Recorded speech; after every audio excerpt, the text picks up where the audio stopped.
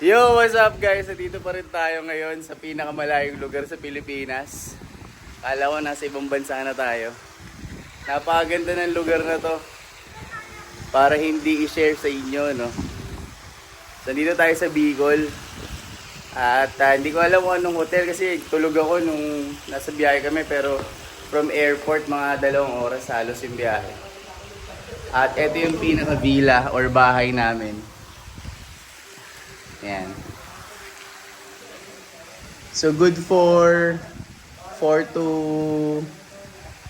8 I guess ang pwedeng ma-accommodate nito kasi ang laki. Pero kami 4 lang dito.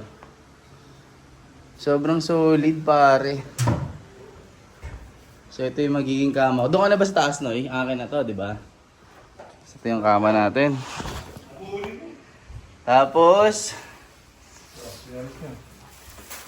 kuhain mo lahat. Tapos parang merong wardrobe something dito. Cabinets. May mga wardrobe. Ay, wardrobe. Ano yung tag doon? May mga... tama! Bathrobe pala. May mga bathrobe. Tapos meron silang bathtub. Solid pare.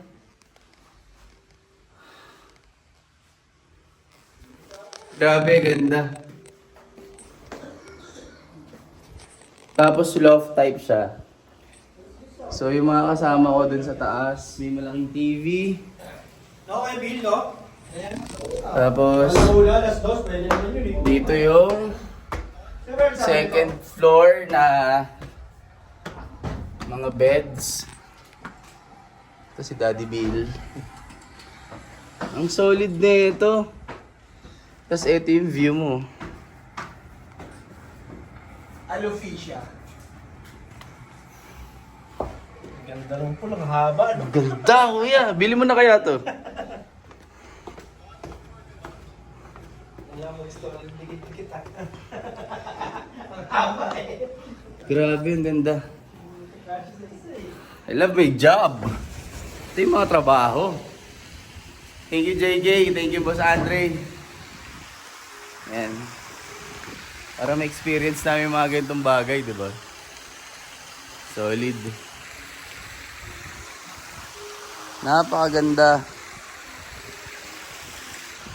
So, yun lang. Bye-bye.